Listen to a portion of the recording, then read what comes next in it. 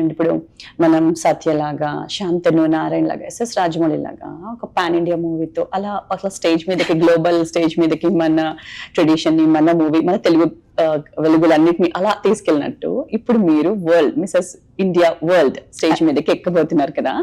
So మీరు ఏం represent చేయబోతున్నారు? ఒక విన్ అయిన తర్వాత మీ ఫ్యూచర్ గోల్స్ ఏంటి? Elevata Mrs. India World is a very prestigious platform. Okay, So it is a gateway. If I win this, then I will go represent India on Mrs. World, which is going to happen in Vegas in January of 2026. Okay. So it's I think it's an honor to come through this road.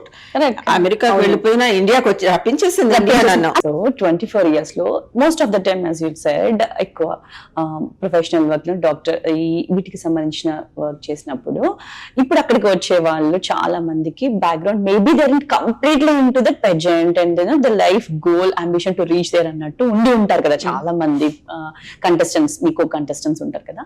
వాళ్ళ దగ్గర నుంచి మీకు ఏది biggest challenge అని అనిపిస్తుంది, లేదా మీ biggest strength ఏంటి? So నా biggest strength, I'm very courageous. Okay, Okay, and a lot of people say from the outset that I'm very confident. I mean, confidence comes from hard work and courage. I think that is one biggest, because I don't feel like nothing is impossible. Impossible.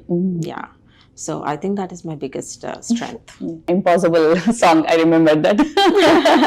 Nothing is impossible in life. మా తాతగారు, నేను చిన్నప్పుడు when I was a young girl, when I was hesitant to do anything, my తాతగారు used to say, ఎందుకమ్మా